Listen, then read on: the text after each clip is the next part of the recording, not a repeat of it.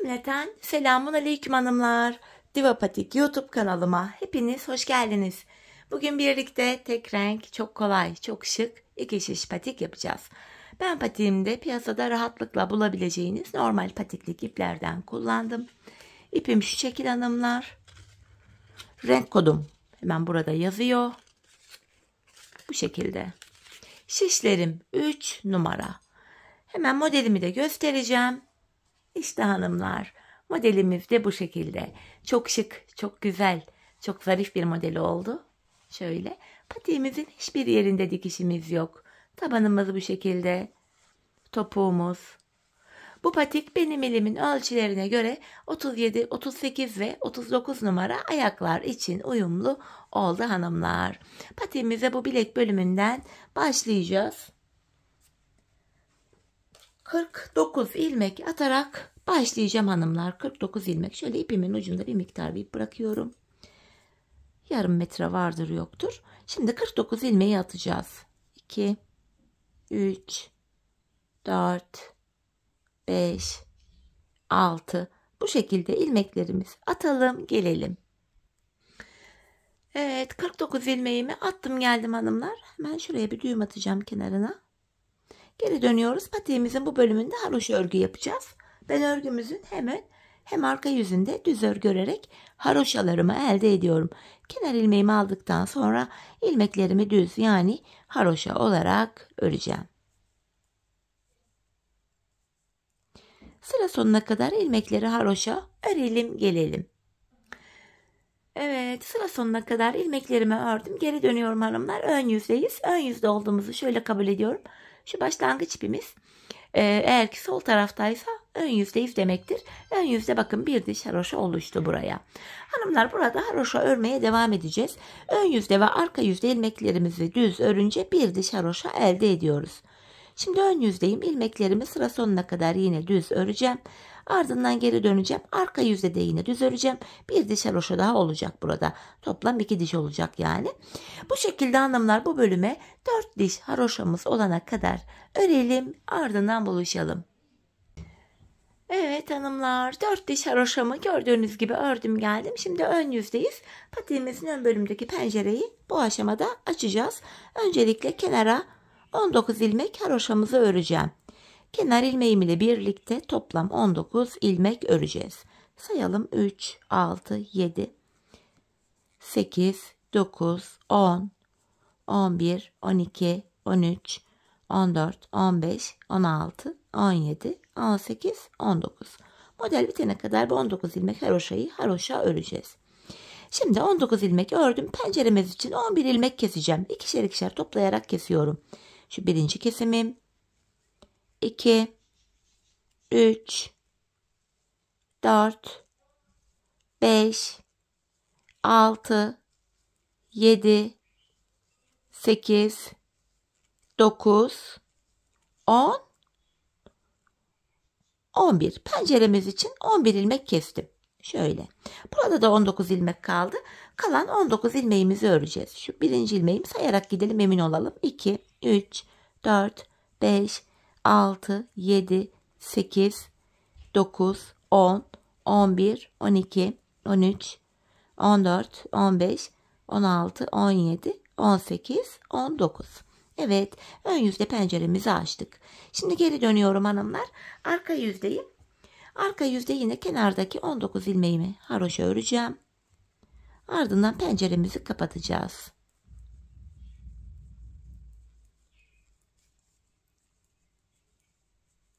Ön yüzde pencere açtık, arka yüzde kapatıyoruz. Evet, 19 ilmeğimi ördüm. Ön yüzde 11 ilmek kesmiştim. Şimdi buraya 11 ilmek atacağım. 1, 2, 3, 4, 5, 6, 7, 8, 9, 10, 11. 11 ilmek attım. Şimdi kalan 19 ilmeğimi tekrar sıra sonuna kadar haroşa örüyorum. Bu şekilde tekrar 49 ilmeğimiz oldu. Penceremizi bu aşamada yapmış olduk hanımlar.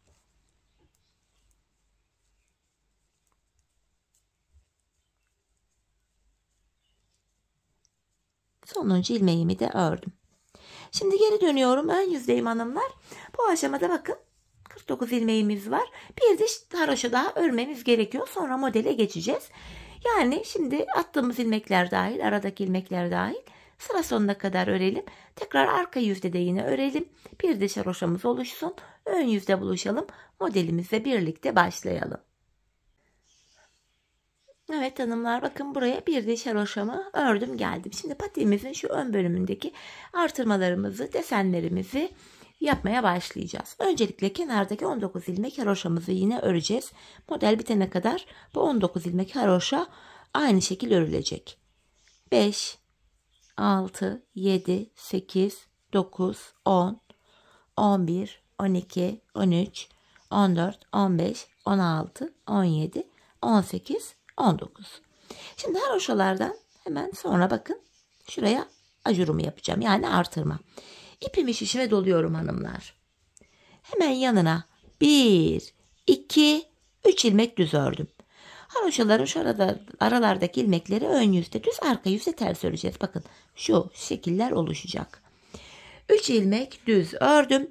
Tekrardan bakın hemen şu orta bölümde bir artırma daha yapacağız. Tekrardan ipimi şişime doluyorum. Buraya bir ilmek ters öreceğim şimdi. Bir ters. Bakın hanımlar, ortadaki şu modelimiz 3 ilmekten oluşuyor. Modelimizin sağında ve solunda birer ilmek tersimiz var. Bir ters ördüm. Modelimiz için 3 ilmek düz örüyorum. Tekrar yanına bir ilmek ters ördüm. Şimdi bakın diğer tarafa da artırmamızı yapacağız. İpimi şişime doluyorum. Yeniden buraya 3 ilmek düz ördüm. Hanımlar, şurada 19 ilmeğimiz kaldı. Bu tarafta da haroşalardan hemen önce artırmamı yapıyorum. İpimi şişime doladım.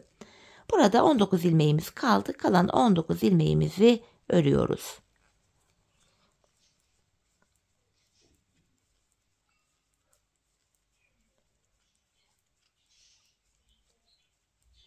Evet, her artırmada ilmek sayımız 4'er 4'er artıyor hanımlar. 49 ilmeğimiz vardı. 4 kere artırma yaptık. Şişimizde şu an 53 ilmeğimiz oldu. Şimdi arkadayız hanımlar. Patiğimizin arkasında. Yine 19 haroşamız haroşa olarak örülecek. Hemen buradaki 19 ilmeğimizi öreceğiz. Yani ajura kadar, artırmamıza kadar ilmeklerimizi örüyoruz. Arka yüzde ilmekler gördüğümüz gibi örülüyor. Arka yüzde artırma yok. Sadece ön yüzde artırmaları yapıyoruz. Bakın artırdığım ilmeğe kadar ördüm. Artırdığımız ilmekleri arka yüzde ters örüyoruz. Yanındaki ilmekleri de yine ters öreceğim. Bakın. Yine artırdığım ilmek var orta desenin yanında. Bunu da ters ördüm. Orta desenin sağına ve soluna ön yüzde birer ilmek ters örmüştük. Arka yüzde ilmekleri gördüğümüz gibi öreceğiz. Bir düz örüyorum. 3 tane model olan ilmeğimi ters ördüm. Yanına bir ilmek düzüm var. Yine ajur yaptığım ilmeğimizi de ters örüyoruz. Bakın arada 3 ilmeğim var. Bunu da ters ördüm. Tekrar ajurum var. Onu da ters ördüm. Şimdi kalan 19 ilmeğimi yine haroşa olarak örüyorum. Ön yüzde model kurulumu ve artırmaları yaparken arka yüzde de bu şekilde ilmekler gördüğümüz gibi örülüyor. Evet, tekrar geri döndüm. Ön yüzdeyim hanımlar. Yine aynı işlemi yapacağım. Kenardaki 19 ilmek haroşamı öreceğim. Yine ajura kadar olan ilmekleri örünce zaten haroşanın yeri belli oluyor. İsteyen işaretleyici de takabilir ama hiç gerek yok diye düşünüyorum. Hemen şuradaki ajura kadar örüyoruz. Bakın. Ajura kadar ördük. Yani yanda 19 haroşamızı ördük. Tekrardan artırmamı yapıyorum. 19 haroşadan hemen sonra artırma yapıyoruz. Burada da 19 haroşadan hemen önce artırma yapıyoruz. Bir de ortadaki üçlü desenimiz var. Bakın modelimiz var. Hemen yanında birer ters var. Ters ilmekten hemen önce ve hemen sonra her sırada ön yüzde artırmayı yapıyoruz. Artırmamı tekrar yaptım. Ters ilmeğime kadar olan ilmekleri düz olarak örüyorum. Bu aşamada şu aralardaki düz ilmeklerin sayısı da artıyor. Çünkü artırdığımız ilmekleri arka yüzde ters, ön yüzde düz örüyoruz. Yine ters ilmeğime kadar geldim. Tekrar artırıyorum. Bir tersimi ördüm. Şimdi modelimizi kuracağız. 3 düz ilmeğim var. Bu 3 ilmeğin 3'ünü birden alıyorum. 3'ünü birden ördüm. Bakın 3 ilmeği sol şişimden bırakmadım. İpimi şişime doluyorum. Aynı yerden bir ilmek daha çıkarttım. Tekrar bıraktım. 3 ilmeğin içinden 3 ilmek çıkartıyoruz. Her 3 sırada bir aynı işlemi tekrar ediyoruz. Modelin kurulumu sadece bundan ibaret. Yanındaki bir tersimi ördüm. Tersten hemen sonra artırmamı yaptım. Diğer 19 haroşama kadar olan ilmekleri düz örüyorum. Bakın buradaki ajurumu da düz ördükten sonra hemen buraya tekrar artırmamı yaptım. Kalan 19 ilmeğimi yine düz olarak örüyorum hanımlar.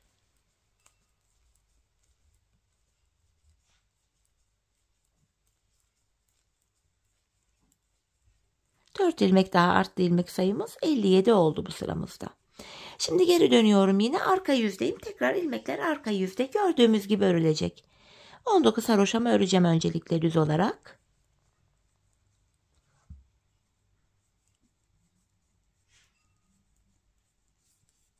Gayet kolay, örmesi zevkli bir model.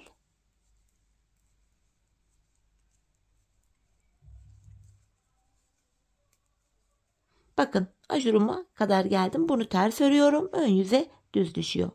Aralardaki ilmeklerimi de ters örüyorum. Bakın. Hemen ajurumu da ters ördüm. Modelimin tam yanında bir tane düz ilmeğim var. Bu modelimizin 3 ilmeğini arka yüzde ters örüyorum. Modelden sonraki bu ilk sıramız oluyor. Her 3 sırada bir aynı modeli tekrar edeceğiz. Hemen yanına bir düz ördüm. Şu ajurlar arası ilmeklerin hepsi ters örülüyor. Ajurlar dahil.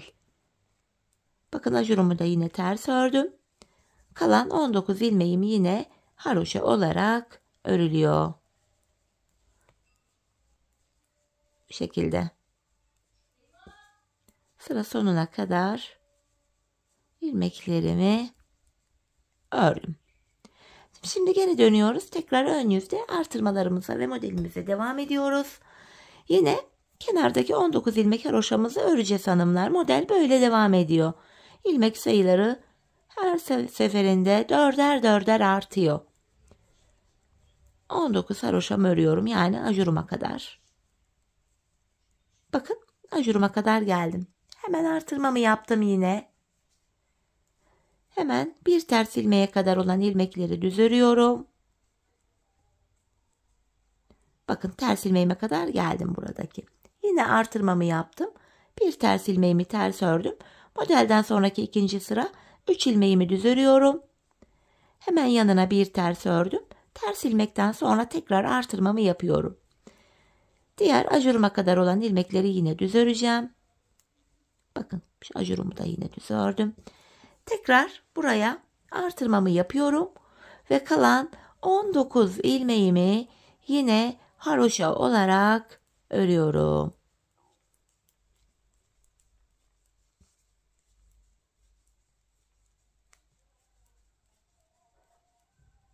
Evet. Şimdi tekrar arka yüzdeyiz. Tekrar ilmekler gördüğümüz gibi örülüyor. Kenar ilmeğimi aldım. Yine 19 haroşamı öreceğim. Yani ajuruma kadar düz öreceğim.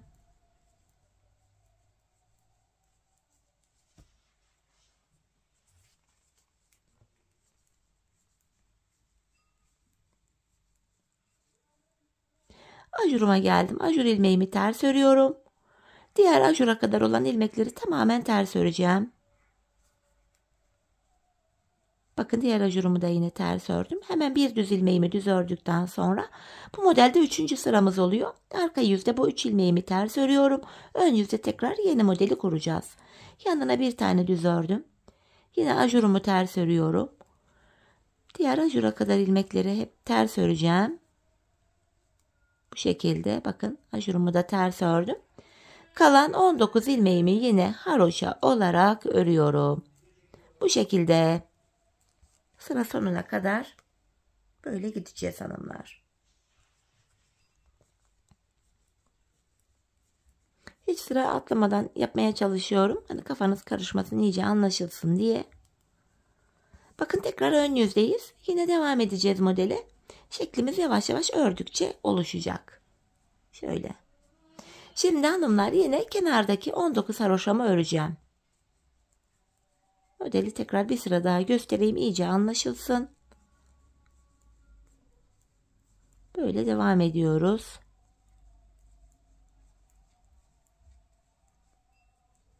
Evet. Bakın 19 haroşamı ördüm. Buradaki ajura kadar geldim. Hemen ajurumu yine yapıyorum 19 haroşadan sonra.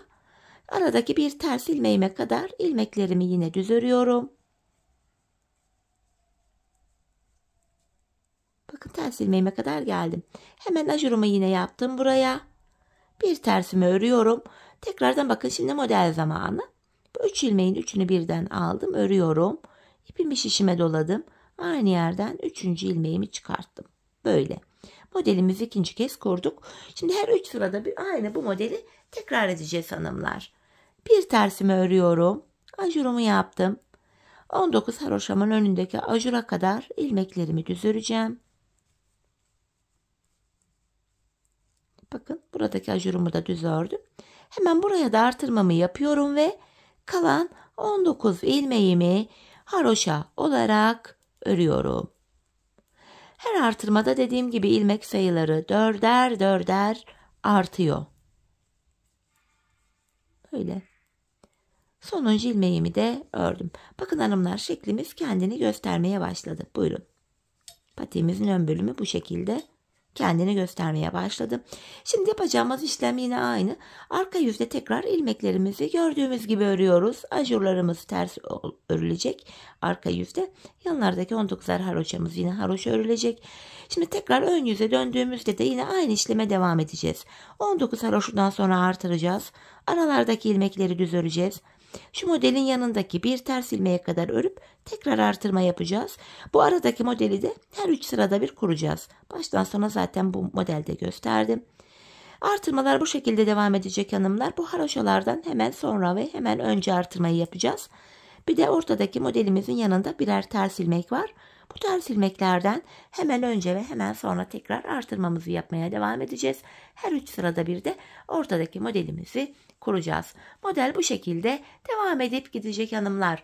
Ben bu patiğimde hanımlar toplamda 93 ilmeğim olana kadar modelime devam ettim. Modelimi kurdum. 93 ilmek olana kadar.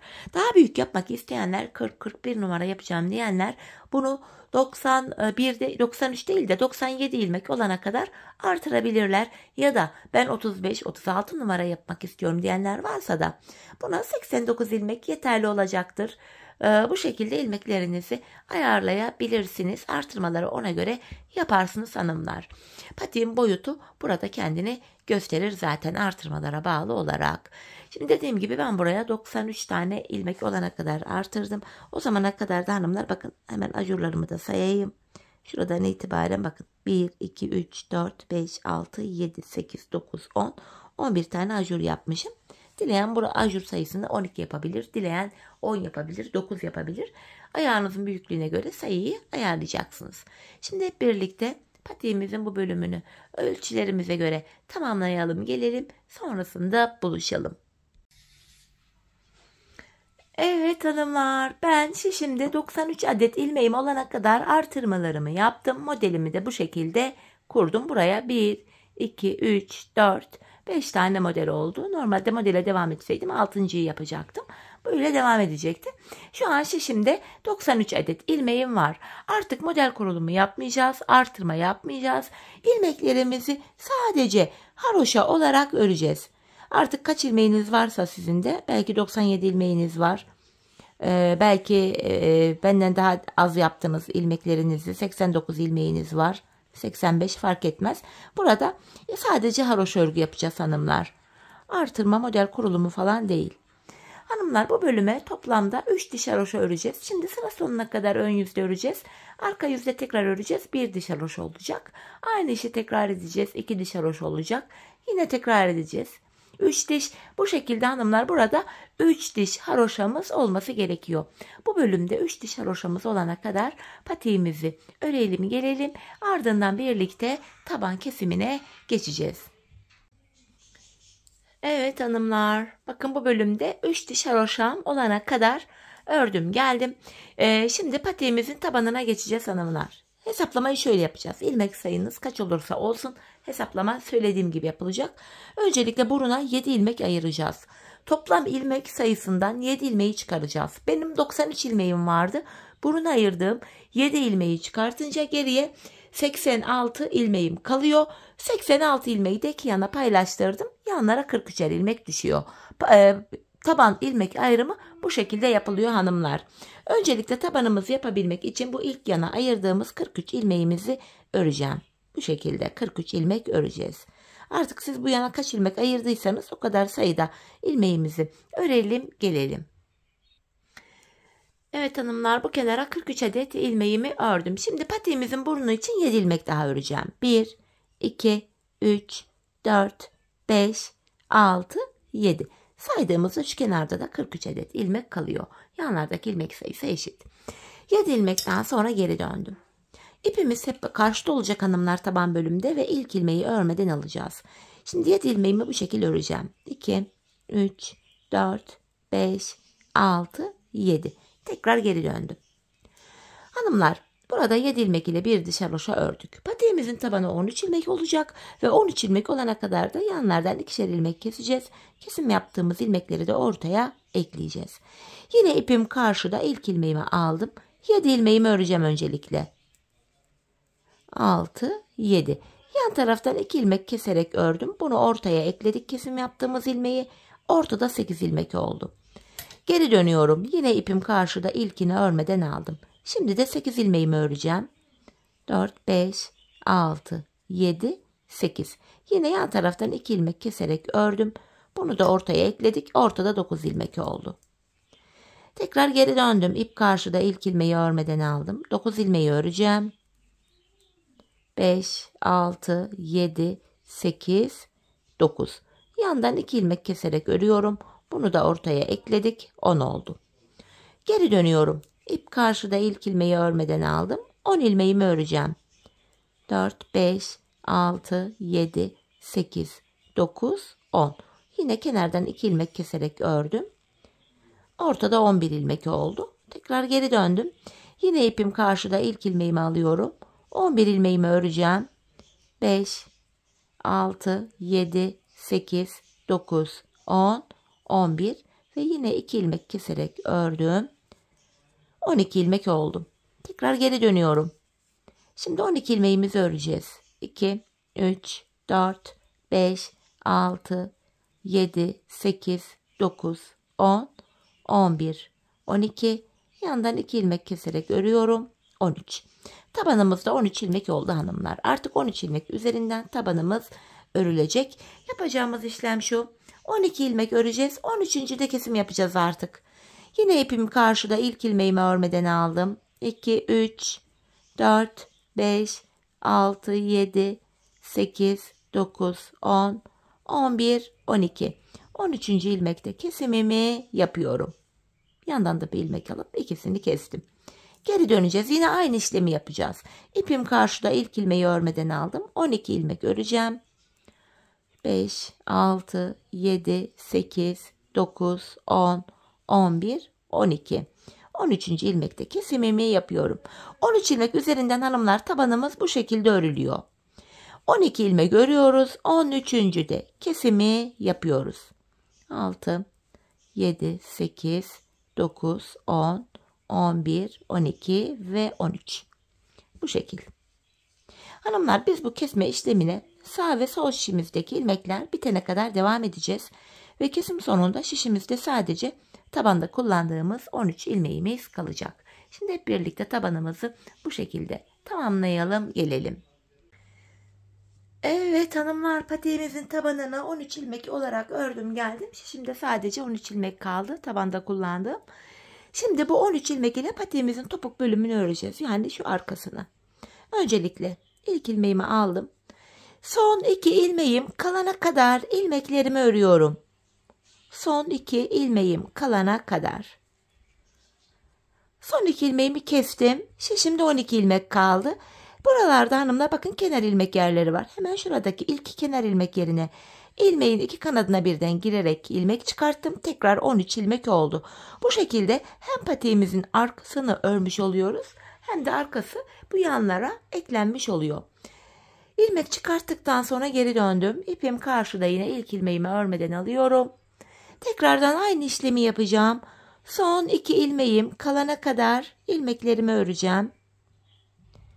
Yine son 2 ilmeğimi kesiyorum. Ardından geri döndüm. Bu sağ kenarda ilmek çıkartırken geri dönüp ön yüzde çıkarıyorum. Öyle daha çok kolayıma gidiyor. Şimdi buradaki kenar ilmek yerine girerek buradan da bir ilmek çıkartıyorum. Şöyle. Tekrar 13 ilmeğimiz oluyor. Patiğimizin arkasında yapacağımız işlem bu. Son 2 ilmek kalana kadar öreceğiz.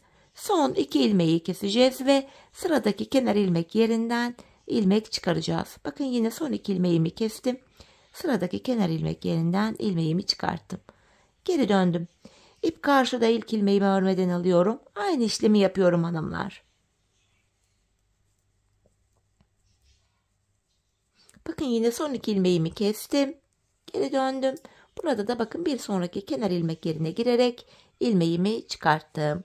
13 ilmek ile patiğimizin topuğu böyle örülecek. Biz bu işleme şuralara gelene kadar, yani son kenar ilmek yerlerine gelene kadar devam edeceğiz.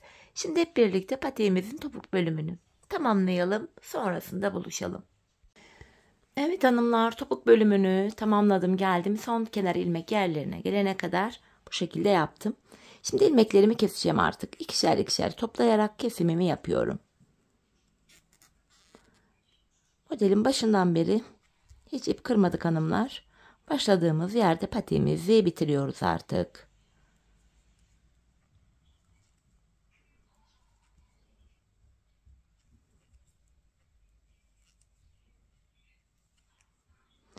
Son bir ilmeğim kaldı. Onu da kestim. Kenarda tümsek bir görüntü oluşmasın diye şöyle tığım ile dibine batarak burayı düzleştiriyorum. Bir tane de zincir çektim. Patiğimizin örgü bölümünü tamamladık hanımlar. Bir de şöyle tek sıradan oluşan bir kenar oyamız var. Hemen bunu da birlikte yapalım.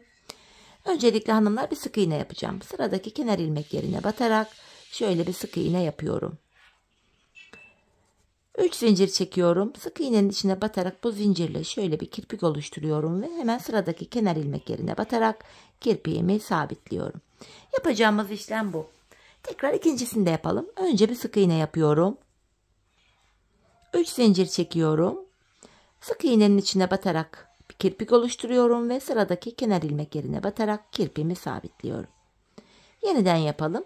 Hemen bir sık iğne yaptım.